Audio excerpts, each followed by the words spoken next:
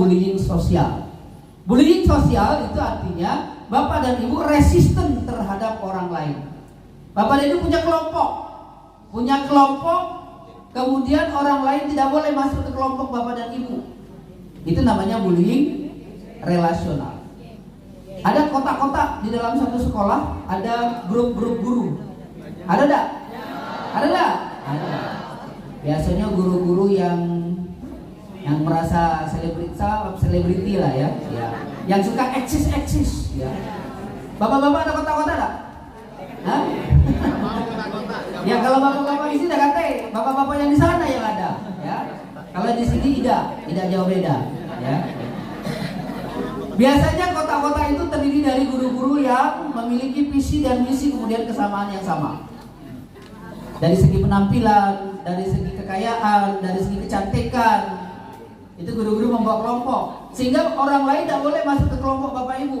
Pada waktu Bapak Ibu resisten terhadap orang lain untuk bergabung di kelompok Bapak Ibu, itu namanya Bapak Ibu sudah melakukan bullying secara tidak sadar. Anak-anak kita juga, siswa kita membentuk kelompok, ya kan? Iya. Dari segi merek sepatu, dari segi misalnya merek baju, dari segi satu hobi, satu kesamaan hobi dan lain sebagainya. Pada waktu kita meninggalkan orang lain, pada waktu kita tidak memperbolehkan orang lain untuk bergabung dengan kita, itu adalah bullying yang kita lakukan. Bullying relasional namanya. Karena Bapak Ibu, saya ini sebagai fasilitator nasional untuk anti perundungan atau anti bullying dari Kemendikbudristek.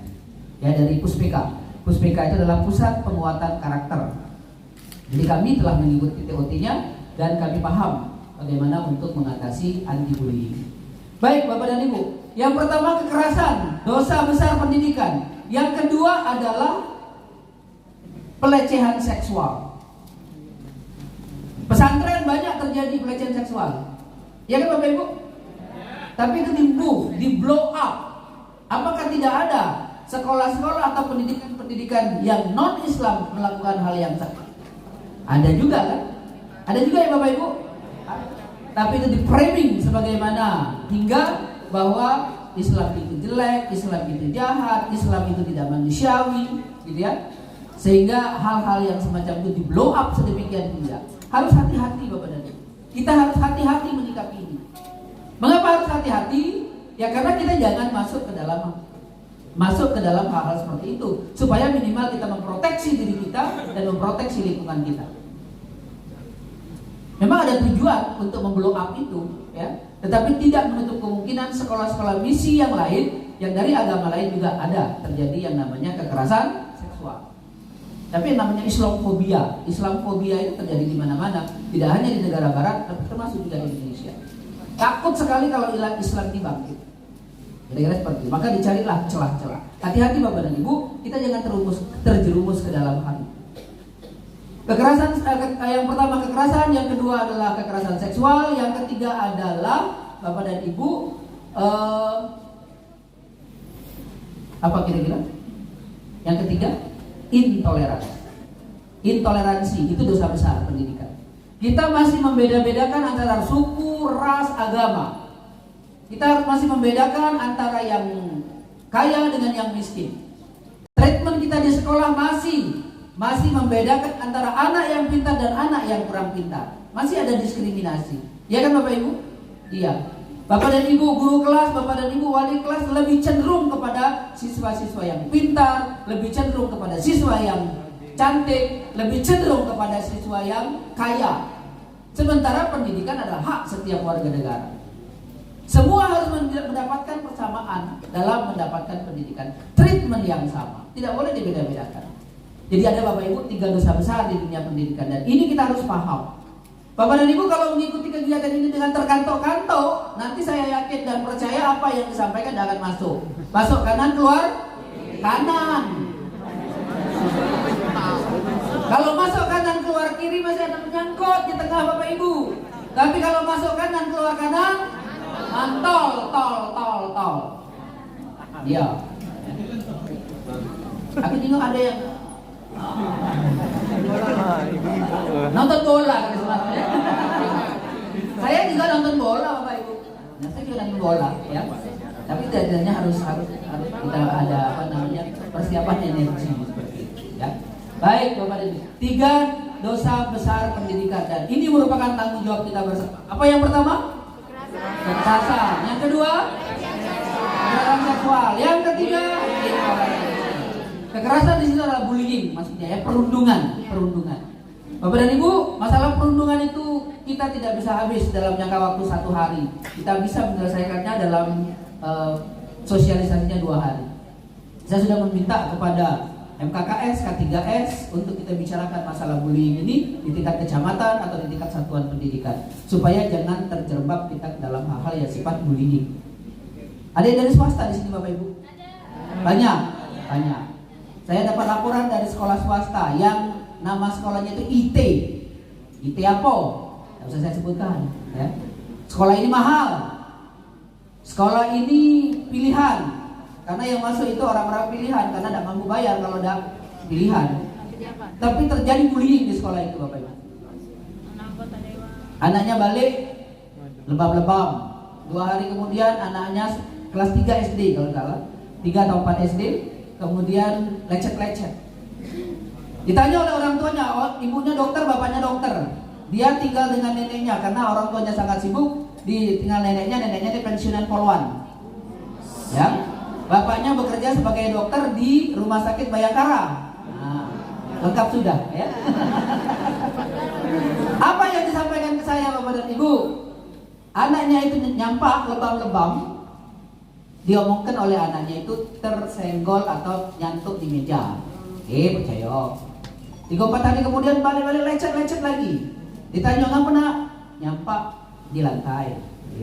Tapi rasanya tidak percaya. Suatu saat dituntuti, dilihat bagaimana kejadian. Ternyata terjadi bullying di dalam sekolah itu.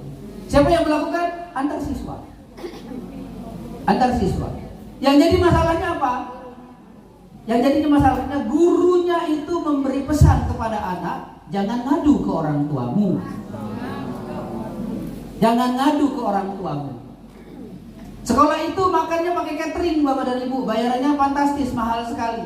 Tapi dilihat tidak sesuai dengan nutrisi yang harus diberikan. Apa kata gurunya? Terimalah makanan ini. Inilah rezeki dari Allah. Hati-hati Bapak Ibu, sekolah swasta harus memegang peran. Apa peran Bapak dan Ibu? Kalau tidak menjaga kualitas atau tidak menjaga servis atau pelayanan kepada peserta didik, lama-lama sekolah itu akan tutup. Terbukti dari sekolah itu sudah beberapa yang banyak pindah ke sekolah yang ada di Merdeka, Islam Royal Islam. Hati-hati Bapak dan Ibu. Jangan puas, banyak siswa yang masuk, tapi kalau seperti itu kejadiannya, tinggal tunggu tanggal main kapan sekolah itu akan tutup. Kalau swasta. Karena kalau tidak memegang kualitas dan servis, yakin dan percayalah akan ditinggalkan oleh customer-nya. Ya. Saya ingin mengingatkan kepada Bapak dan Ibu, terutama yang swasta, jangan puas dengan apa yang ada saat ini. Jangan puas. Dari TK, SD, SMP, SMA ada sekolah itu. Di sekolah itu. Tanjulah dewek, olah mano. Tapi ada sekolah itu terjadi demikian. Jadi Bapak dan Ibu, sekali lagi saya menitipkan, jangan sampai yang sudah berkembang besar nanti karena satu dan hal itu bisa tutup dan Bapak dan Ibu nanti menjadi sekolah yang ditinggalkan.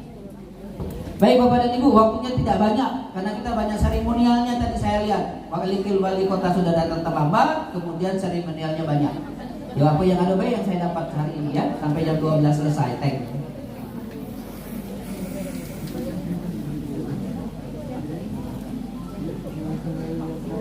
Baik. Bapak dan Ibu, yang pertama yang harus kita ingat bahwa kualifikasi profesi itu harus, Undang-Undang Guru dan Dosen menyatakan guru itu harus S1 atau D4. Kalau Bapak Ibu belum S1 atau D4 pendidikan, jangan harap bisa masuk ke P3K. Pak, aku nih dulu dah 20 tahun ngajar, tapi tamat SMA, ngut bayi hari, tidak bisa. Nangis darah, nangis nanah, kamu sistem kamu tidak bisa masuk. Kalau belum S1 atau D4 ke pendidikan. Banyak yang protes, guru agama banyak. Mengapa sudah S1 tapi tidak bisa masuk? Karena tidak linear. Sastra Arab ngajar PAI, linear dah? Tidak linear. Ya, tidak linear. Seperti itu Bapak dan Ibu, ya. Harus S1, S2 atau yang spesialis, artinya untuk yang profesi. Semi profesi, diploma, terampil SMA, tidak terampil itu di bawah SMA. Tidak ada lagi cerita guru yang mengajar itu tidak S1. Tapi masih ada kita temukan. Tidak hanya di negeri, di swasta pun ada. Ngapa? Karena kurang guru. Tetapi masa depan Bapak Ibu itu yang akan terproteksi dengan sendirinya. Bapak Ibu senang baik bisa begawe, bisa dapat honor, tapi masa depan Bapak Ibu terkendala dengan kondisi itu. Akhirnya baru nyadar sekarang. Guru bahasa Inggris banyak ngajar di SD, tidak bisa masuk P3K, tidak bisa. Guru BK ngajar di SD, tidak bisa untuk P3K karena tidak linear. Kamu ketemulah dengan Menteri Pendidikan di situ, tidak akan bisa dirubah kalau undang-undang guru dan dosen ini tidak dirubah dulu. Seperti itu. Jadi siapa yang belum S1 atau D4 kependidikan, kalau Bapak Ibu ngajar sebagai guru, tunggulah saatnya nanti pada waktu kebijakan itu akan mengganjal Bapak Ibu sendiri. Artinya dengan kata lain, jangan ngambil lahan wong. Bapak Ibu jangan ngambil lahan wong ya. Kalau Bapak Ibu dari SSI, sarjana sains dari MIPA, itu linear dah. Halo, dari MIPA matematika ngajar linear dah? Dah linear. Kecuali kalau dia punya akta apa? Kan itu ya. Ada SIM untuk ngajar. Kalau enggak bisa. SSI, kemudian sarjana ekonomi ngajar ekonomi di SMP atau SMA bisa ngajar SMA, tapi tidak diakui. Dari matematika ngajar di SD boleh tak? Ngajar boleh, tapi untuk PPG tidak akan dipanggil Bapak Ibu. Ngapa? Karena tidak linear. SD itu harus tamatan PG SD. Kalau PAUD harus tamatan PG PAUD. Kalau SMP, SMA, SMK baru mata pelajaran Bapak dan Ibu. Dudukkan dulu persepsi kita, baru nuntut. Kalau kita tidak linear tapi berkoar-koar sampai mati tidak akan bisa. Kalau undang-undang ini belum diperbaiki. Kan seperti itu. Nangis darah lah kamu. Seminggu yang lalu kami mengadakan reses dari anggota Dewan DPRD Provinsi. Seperti itu ya. Disampaikan nangis banyak, ya tidak bisa.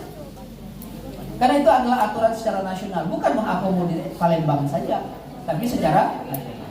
Hati-hati Bapak dan Ibu, kalau masih bekerja di SD, kalau yang tidak linear, tolong pikirkan masa depan Bapak dan Ibu sendiri. Kalau BK pergilah ke SMP, SMA, SMK. Bahasa Inggris pergilah ke SMP, SMA, SMK. Tapi kalau pergi SD, guru olahraga, kemudian guru pendidikan agama, boleh ada di SD. Ya, seperti itu. Itu kita harus satu persepsi dulu, satu pemahaman. Baik, jadi itu Bapak dan Ibu, supaya nanti Bapak Ibu terakui, ya, diakui secara dapodik, diakui untuk pengembangan karir Bapak dan Ibu. Sekarang apa yang dimaksud dengan profesi? Bapak dan Ibu, guru ini adalah profesi.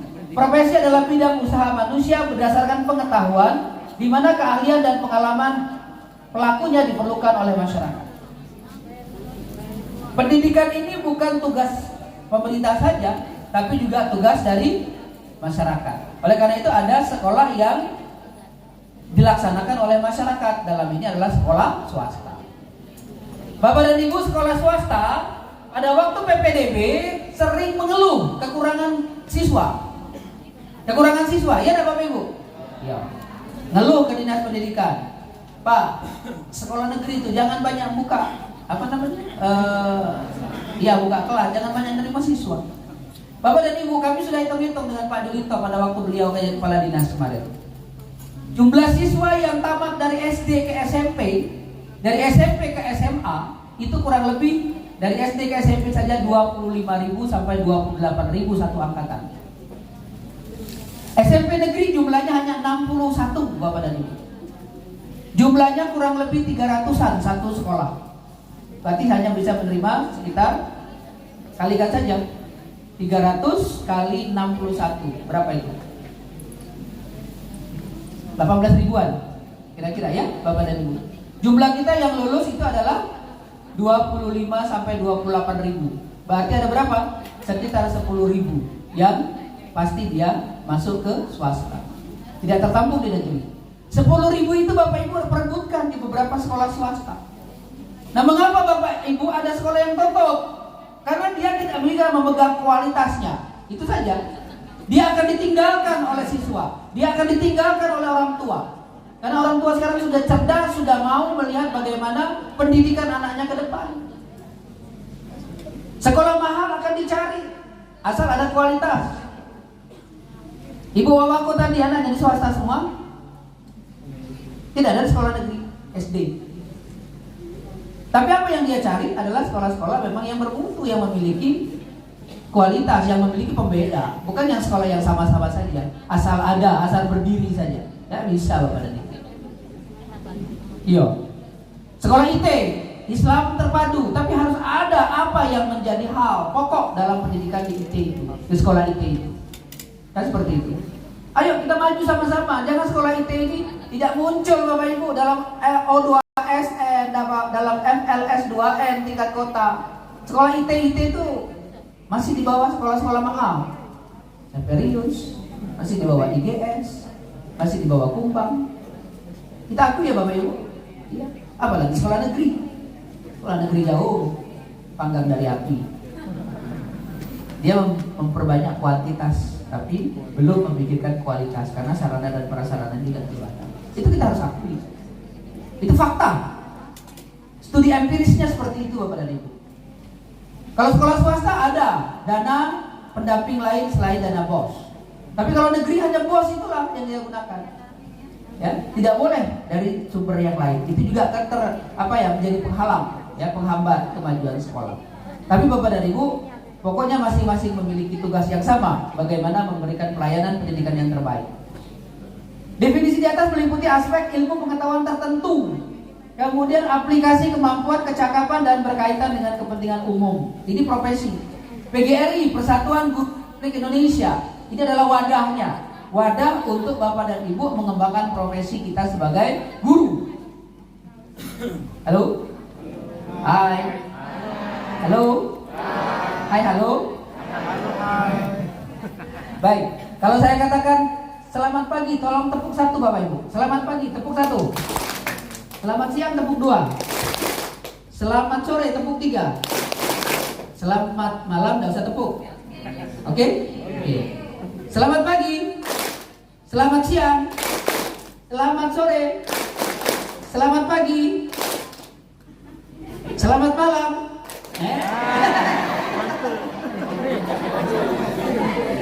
Selamat pagi. Selamat pagi. Selamat sore. Selamat malam.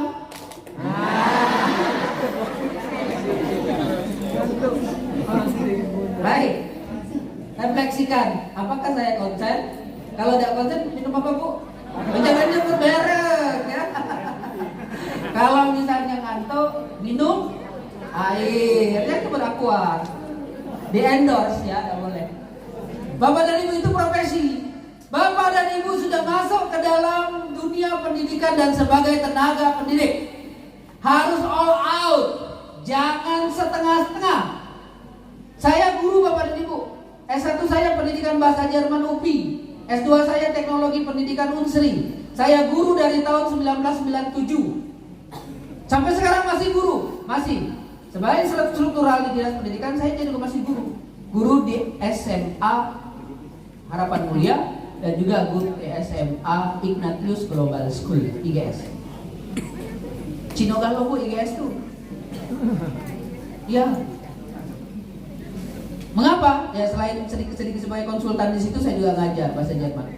Saya melihat diferensiasi berbeda etos belajar orang-orang yang keturunan Tionghoa dengan orang-orang pribumi di Indonesia. Bedanya beda dari kultur belajarnya beda. Kita harus akui itu. Tidak bisa. Kita harus akui. Mengapa? Karena gurunya kalau tidak mampu mengikuti perkembangan anak, selesai.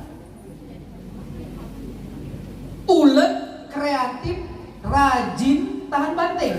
Nah itulah. Anak kita ini kadang-kadang puas dengan apa yang ada. Jadilah goyur we. Ya kan? Asalnya yang positif Pak ya. Punya istri berapa? Ya begitu ya, ada sikap. Nggak boleh begitu. Ya, baik. Jadi etos kerja itu yang positif boleh Bapak Ibu kita ambil, ya. Tapi secara akidah nggak boleh. Tapi IGS itu ada musola, ya. Salah serius mungkin tidak ada ya. Tapi kalau IGS itu adalah sekolah nasionalis sebenarnya, tapi yang punyanya adalah Kokoh, ya, dan Cina memang yang punyanya. Tetapi maksud saya, semua bisa masuk, semua agama ada di situ. Islam ada, guru-gurunya banyak yang berjilbab malah, yang berhijab. Tidak apa-apa kan? Tidak apa. Boleh tidak Pak kita masuk ngajar di situ? Boleh Pak? Tujuannya hanya untuk memberikan ilmu syar'i, ilmu saja. Ya. Kadang-kadang saya bertanya juga, aku ini memberikan ilmu kepada orang-orang non Islam. Boleh tidak sih? Ya. Tidak apa-apa katanya. Sebatas apa ya? Sebatas ilmu dunia gitu ya, seperti itu. Jadi masalah. Oh Rasulullah saja bekerja sama dengan orang-orang non Muslim ya? Iya. Ya kan Bapak Ibu? Ya Bapak Ibu lebih paham lah pada saya seperti itu. Nah, Bapak dan Ibu, tentu kita harus memiliki diferensiasi ya. Maka kita memiliki profesi. Cintailah profesi Bapak dan Ibu, jangan setengah-setengah. Guru SD, biasa kami ini guru sedeh. Guru sedeh lah, yang membuat stigma Bapak Ibu menjadi guru sedeh itu siapa? Ibu sendiri. Tidak pede jadi guru itu, tidak pede. Maka dari jalan-jalannya, laki jenggot oh itu guru, ya. Dari bau badannya laki jenggot oh itu guru, gitu, ya. Dari segi yang lain-lain, makanya banyak yang mengeluhkan. Kami ini guru yang terbuang, tidak Pak Ibrahim, yang terbuang, ya, bukan guru yang terbuang Pak Ibrahim, ya. Jangan membuat stigma yang seperti itu maksud saya. Semua kita perjuangkan. Iya, ya. Jadi Bapak dan Ibu all out masuk. Kalau Ibu Bapak all out, insya Allah yang namanya usaha tidak pernah mengkhianati hasil. Sepakat tak? Tepuk pagi. Selamat pagi. Selamat siang. Selamat pagi. Selamat malam. Ya, harus all out Bapak Ibu jadi guru, ya. Jadi guru, minimal Bapak dan Ibu percaya diri tampil di depan. Percaya diri Bapak Ibu. Harus percaya diri. Kita bisa, kita mampu. Ya. Guru SD jangan minder dengan guru SMP, guru SMP jangan minder dengan guru SMA, guru SMA jangan minder dengan dosen. Sama. Semua adalah pendidik. Undang-undangnya satu, undang-undang guru dan dosen. Tidak ada undang-undang guru, tidak ada undang-undang dosen. Satu, undang-undang guru dan dosen. Sama mengatur. Bapak dan Ibu, undang-undang guru dan dosen tahun 2005. Apa tujuan atau tugas Bapak dan Ibu? Mendidik. Mendidik itu artinya ada unsur untuk membuat akhlak peserta didik yang darinya tidak bagus menjadi bagus. Yang tadinya tidak baik menjadi baik. Tapi siapa dulu yang lebih duluan untuk memperbaiki diri? Gurunya dulu. Ya kan Bapak Ibu, sepakat tak? Sepakat. Kalau Bapak Ibu minta anak didik tidak datang terlambat, Bapak Ibu juga harus datang lebih awal. Kalau Bapak Ibu minta anak didik tidak merokok di lingkungan kelas, di lingkungan sekolah, Bapak Ibu tidak boleh merokok di lingkungan sekolah. Ini nggak budak merokok dikejar sampai ke WC belakang. Dia di depan pintu pagar paspus. Ya, al-hisab. Ya. Seperti itu Bapak Ibu. Jadi kita harus mendidik tapi berubah dulu kita. Mengajar, mentransfer ilmu kita kepada orang lain. Mentransfer ilmu kita dengan baik kepada orang lain melalui metode, teknik, kemudian pendekatan, media dan lain sebagainya. Membimbing. Membimbing tentu Bapak dan Ibu. Bapak dan Ibu, dalam anti bullying ada yang namanya kegiatan yang dilakukan oleh anak itu sesuatu yang di luar perakiraan kita, yang disebut dengan hal-hal yang negatif di mata kita.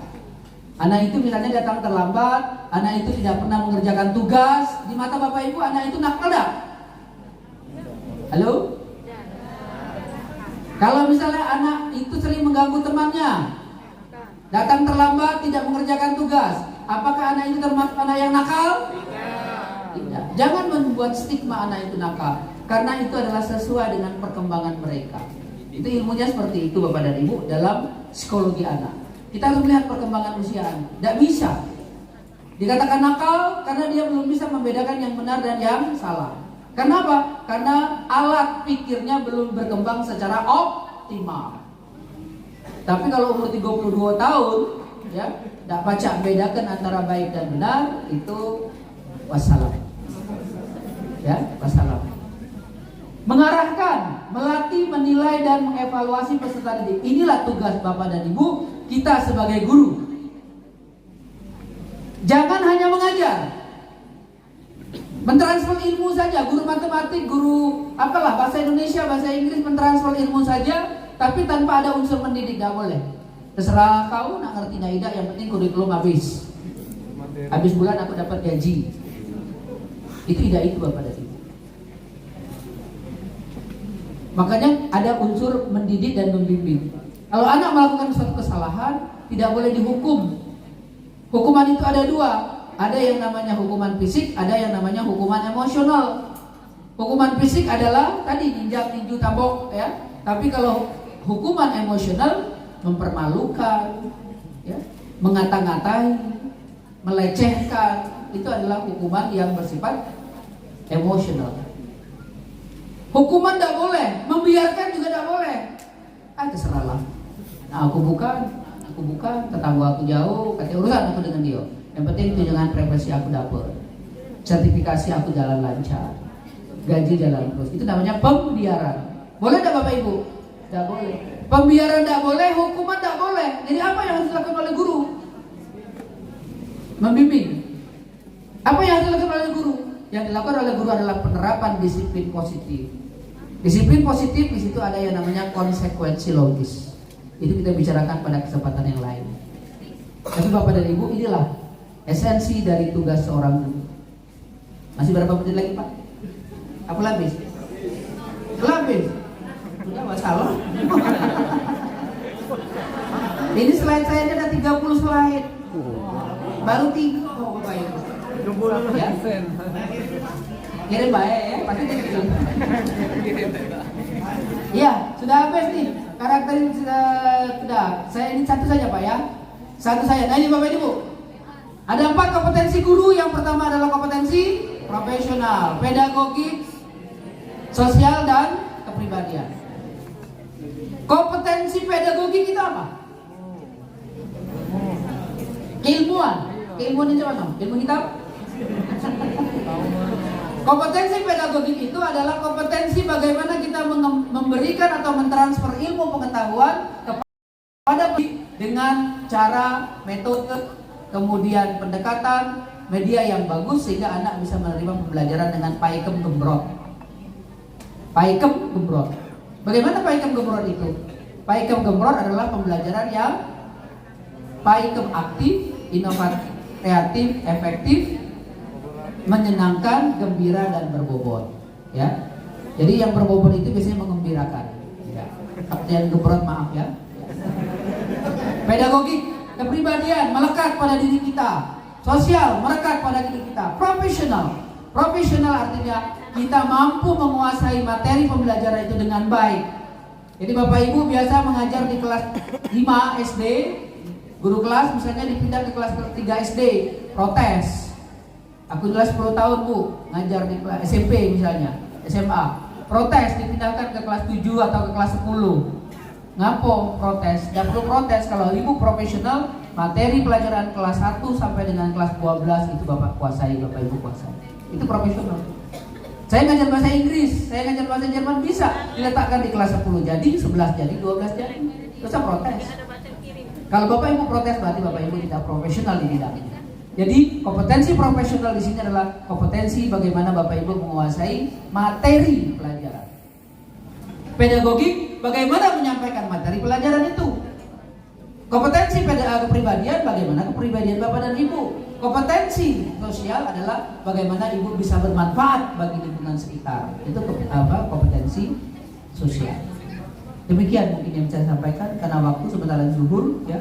Karena banyak waktu yang tersingkat tadi, mohon maaf kalau ada hal-hal yang kurang berkenan. Sekali lagi di sini hanya mengingatkan kita semua untuk kita kembali ke jalan yang benar, tinggalkan jalan yang salah.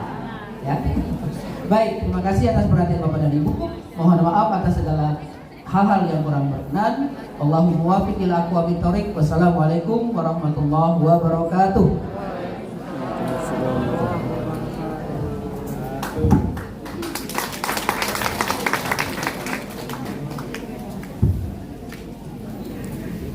Baik, sangat menarik sekali materi yang disampaikan oleh Pak Zulkarnain tentang peranan guru.